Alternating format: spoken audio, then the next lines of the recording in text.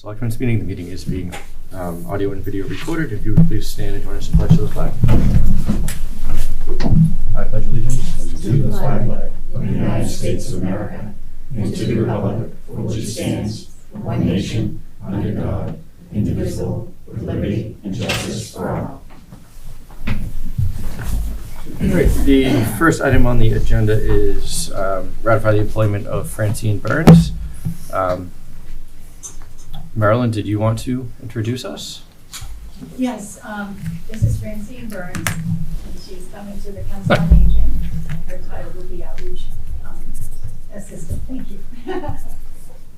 Very excited to have her on board. Great. Thanks, Marilyn, and thanks for joining us tonight. Does anyone have any questions or anything? No. All Wish right. the best. Good luck. So is there a motion to ratify Francine's employment? So moved. Second. All in favor? Aye. Aye.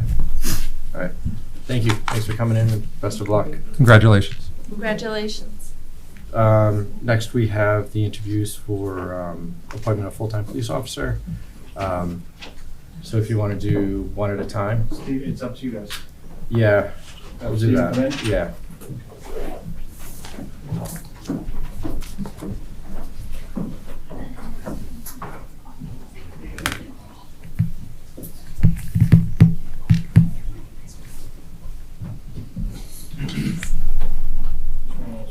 Front three seats. How's it going? Hey. How are you? How are you? Right here? That works. Any of them? Thanks for joining us. We understand you've gone through a much more extensive interview process and worked as a PI for a while for the police department. But if you just want to start by giving us a little background on yourself. My name's Stefano D'Amelia. I've worked with the department now for about 2.5 years. Prior to that, I graduated from Bridgewater State University in 2020 with a degree in criminal justice. Shortly after I graduated, actually while I was still in school, I attended a part-time police academy in Plymouth, graduated from that. Shortly after that, I started here, and I've been here since. Questions? From a professional standpoint, what would you say your greatest strength is? I would say I'm a people's person. I tend to get along with almost everyone that I meet. Being in the department for 2.5 years now, I've gotten to develop relationships with everyone in the department as well as some people in the community. So I'd say being a people's person.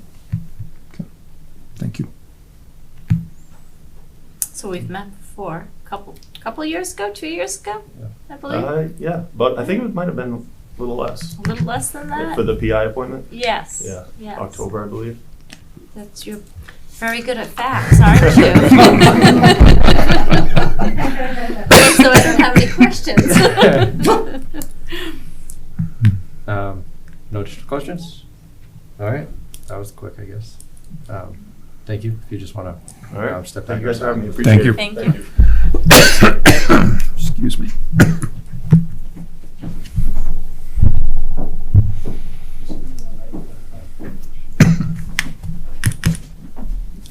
Good evening. How are you? Good, how are you? Thanks for coming in tonight.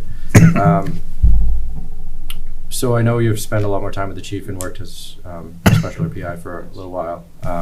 But if you just want to start with giving us additional background, if anything's changed since the last time you were here. Oh, just about the same. Like you said, I'm just working as a dispatcher. I've been there for a couple months now. I love it. I've learned so much so far. I'm there part-time, and I also work as a landscaper in town, so balancing both at the same time. It's great. I've learned so much. I've met everyone at the station. It's been a great experience.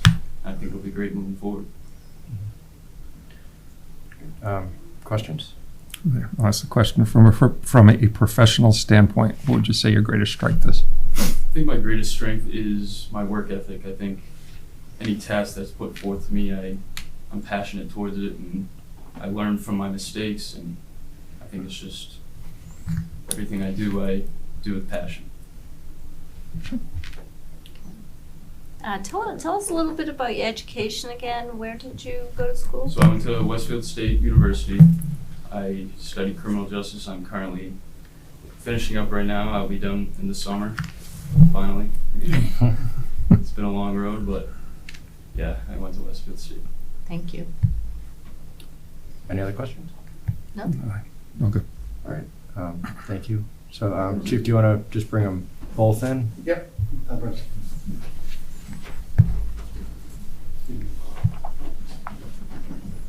Just put a chair next to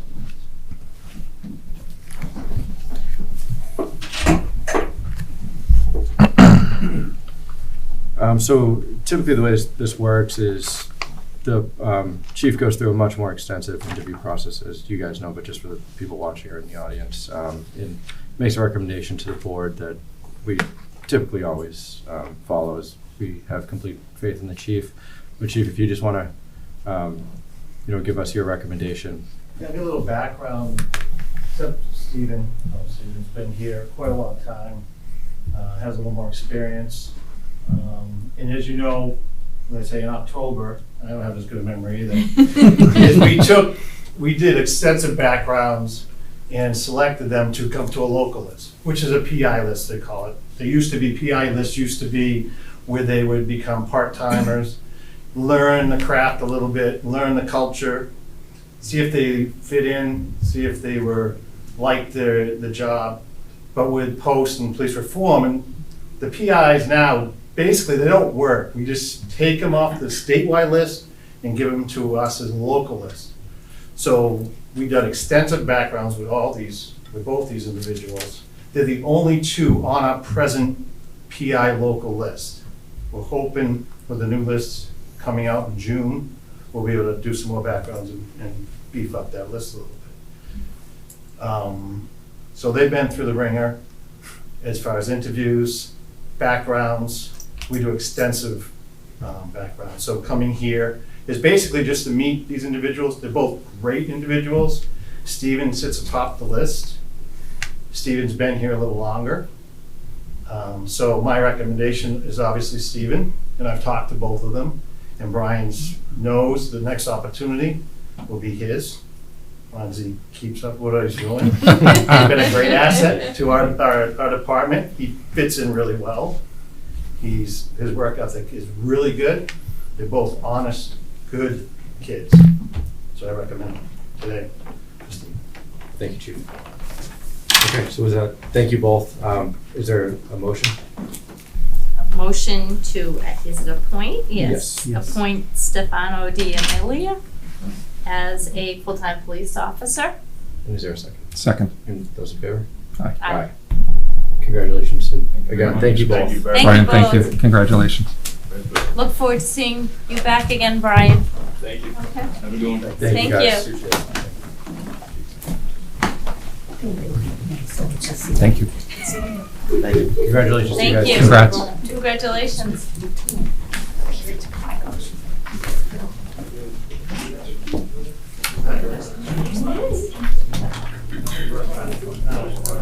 Time is our 6:45? We don't have to wait, Okay. right? Oh, no, we do have to wait for this one, for them, right? Yes, They have to wait, when they're ready, Yeah. that's all. but they have to wait until 6:45, they're posted for, okay. Right. Sam's right. First time for everything. So we have a couple appointments for ourselves, parking clerk, road cut signatory. We did Surges last week, and that was, or last meeting, that was. Correct. Right? Yes. So I Your just, choice. I was going to stay parking clerk. Over the past year or two, we've got policy and procedure in place. Everything seems to be running smoothly. Christine's done a great job at formalizing everything, so unless That's you fine want with to me. take on Nope. something new. That's fine. So is there a motion to appoint Denise as parking clerk? Make the motion. I'll second. All those in favor? Aye. Aye. And is there a motion to appoint me as road cut signatory? Make that motion. Second. All in favor? Aye. Aye. All right, Arbor Day Annual Proclamation. Denise, if you'd like to read that. Do you have the, let's see here. Page 10. It's 110.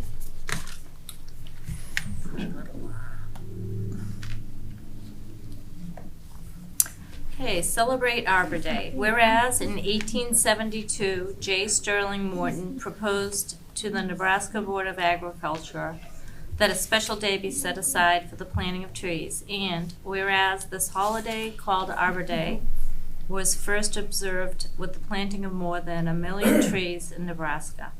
And whereas Arbor Day is now observed throughout the nation and the world. And whereas trees can reduce the erosion of our precious topsoil by wind and water, cutting heat and cooling costs, moderate the temperature, clean the air, produce life-giving oxygen, and provide habitat for wildlife. And whereas trees are a renewable resource giving us paper, wood for our homes, fuel for our fires, and countless other wood products. And whereas trees in our city increase property values, enhance the economic vitality of business areas, and beautify our community. And whereas trees, wherever they are planted, are a source of joy and spiritual renewal. Now, therefore, we, Anthony J. Kinahan, Chairman, Denise R. Reyes, Vice Chair, and Jeffrey P. Ryan, Clerk, the Board of Selectmen for the town of West Bridgewater, do hereby proclaim Friday, April 28th, 2023 as Arbor Day in the town of West Bridgewater, and urge all citizens to celebrate Arbor Day and to support efforts to protect our trees and woodlands. And further, we urge all citizens to plant trees to gladden the heart and promote the well-being of this and future generations. Dated this 3rd day of May, 2023. Thank you. So is there a motion to accept and sign the proclamation? I'll make the motion. So, second? All in favor? Aye. Aye. All right, thanks for reading that, Denise. Oh, you're welcome, Anthony. We have the Memorial Day celebration on May 29th. So there's 2 roles of the board, one for the address and one for the wreath laying. Is there a motion to have Denise do the address? Second. Just kidding. So, I'm typically away that weekend. If I am here, I would be glad to do it. I just don't want to make a commitment. But I believe Anthony's going to be here. I'll be there. Are you going to be away as well? Sorry. As of right now, I am. I can adjust that if I need to. That's fine. So I'll make a motion to appoint Anthony to the role of addressing and replaying. My pleasure. I'll second that motion. All in favor? Aye. All right, accept the meeting minutes of April 5th and April 19th. So moved. Second. All in favor? Aye. All right, so we now have a meeting with the library trustees to appoint. Do you have enough members? We are waiting for one more person. Okay, She's on her way. She's on her Okay. way. so you need 4? Yeah, it's 6:43. She's still got 2 She's on the hours. stairs. Not over here. We still have working people, you know what I'm saying? Do one more thing, All right. and we'll be ready. So the school committee met on Monday. They I'll move that over against their budget. And instead of looking to try to seek $271,000 in free cash to make up the difference, they would be seeking $179,000 to make up the difference. So that budget would still be fully funded, but instead of doing it fully from free cash, they're willing to take the $91,000 and change out of an old construction article instead. I'll say I'm opposed to this. I still don't believe that we have the ability to fully fund this year the entire requested budget. That includes what the school requested, what the fire department requested, and what others have requested that we reduce their budgets by. I don't think this is the right strategy moving forward. A few years ago, we took money out of stabilization. We haven't replenished it. We're not on the same track we were 2 or 3 years ago, and I don't think that it's in our best interest as a town to move ahead with this budget.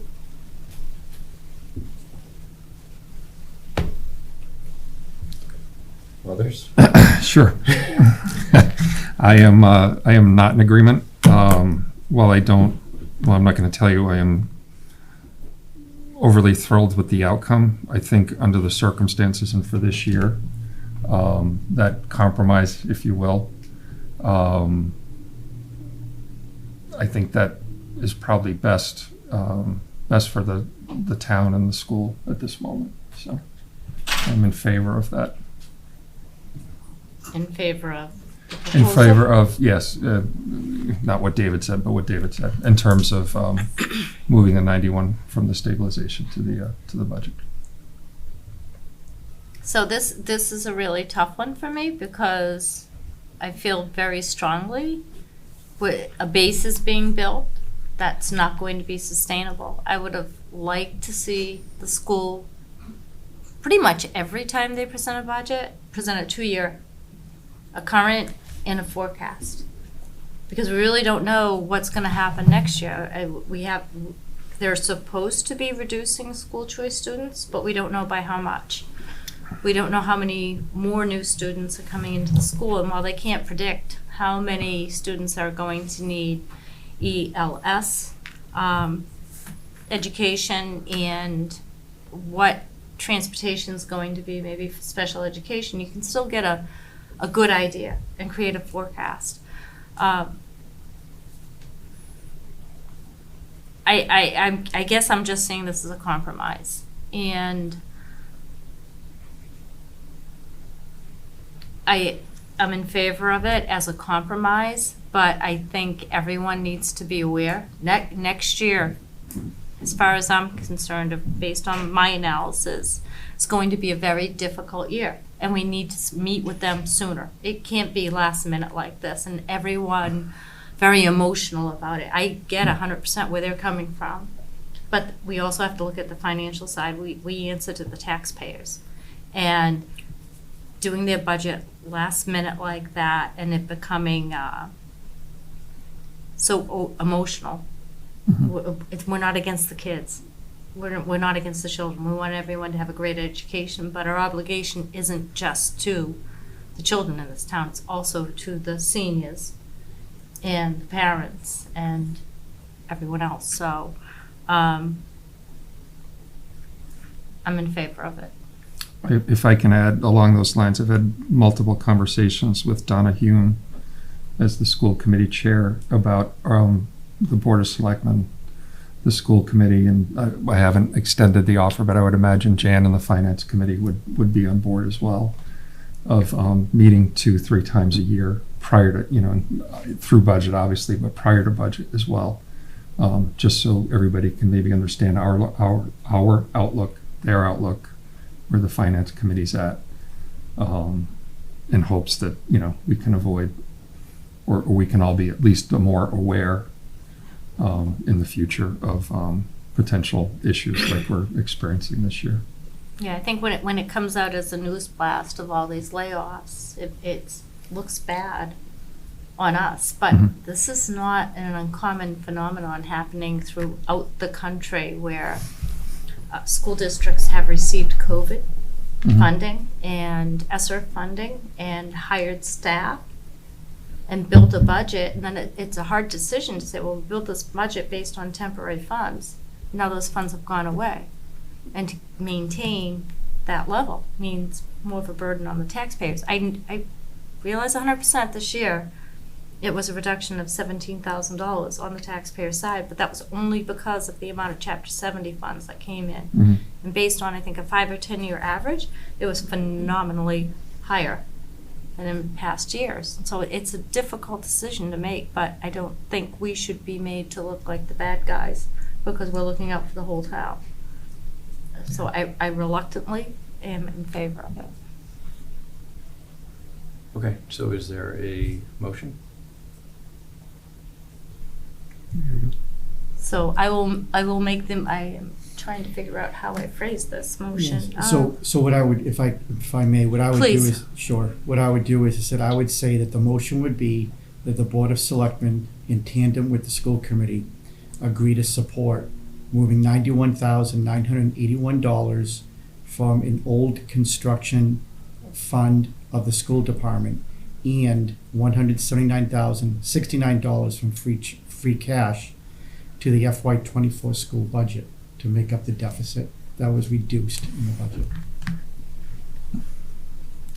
So, Is What- there, what get that did- motion? yes, so based on what David just explained, that would be the motion. I'll second that motion. Those in favor? Aye. And one opposed. And so with the board's approval, in speaking with the school superintendent earlier today, I want to make sure that everything is as transparent as possible. So Mark and I would like to put together a joint statement out for tomorrow so the town knows in preparation for the meeting on Monday night what the expectation is, because there will have to be an amendment since everything's already been posted by state law. There'll have to be an amendment, so we want to get the information out. So if the board has no umbrage, we would like to put out a joint statement with them. Thank you. And now back to the library trustees. So if you guys want to open your meeting? Yep, if you want to open your meeting? Yes. It's now 6:52, and this is a meeting of the joint library trustees and the Board of Selectmen.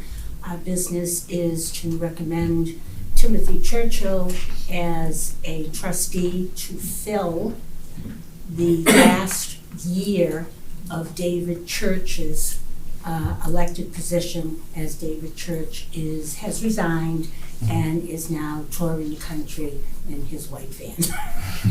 Nice. After many years, 10, 12 years of Yep. dedicated service to the library. All right, so I think we all know Tim. He's at many of our meetings.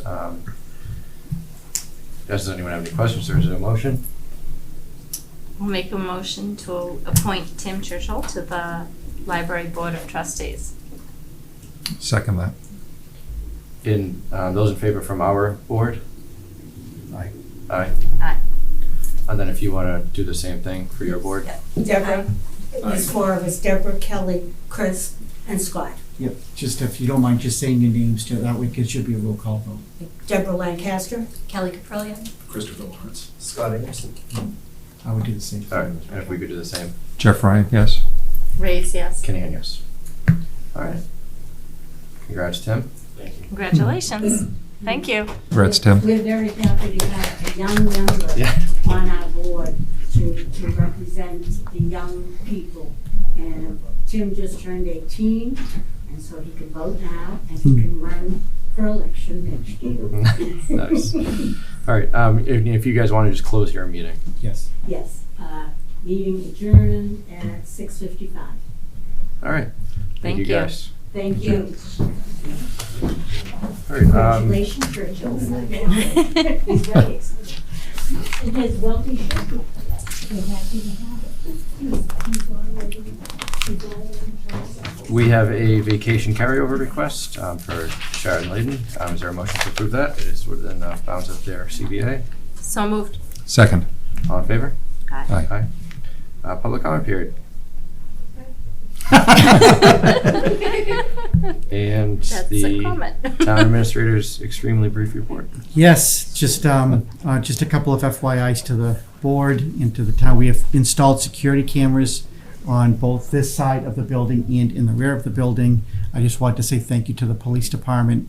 We were able to get the price came down from a handful of years ago, and it's just our ability to try to continue to make sure that we have a lot of volunteers, employees, and residents that come to the town hall to make sure everybody stays safe, and they are tied into the police department's camera system as well. Request for transfer of a road race that we do every single year, I signed off on. And the last is that we have just received the most updated numbers from the state. In essence, the net difference to the town is about $3,000 less than what the governor's proposal was in the House Ways and Means Commission and a committee.